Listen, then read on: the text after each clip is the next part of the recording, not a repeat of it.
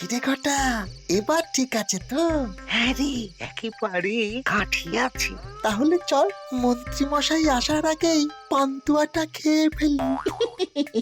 হ্যাঁ হ্যাঁ, ঠিক বলেছিস। ওই মন্ত্রী আসলে আমাদের একটাও পান্তুয়া দেবে না।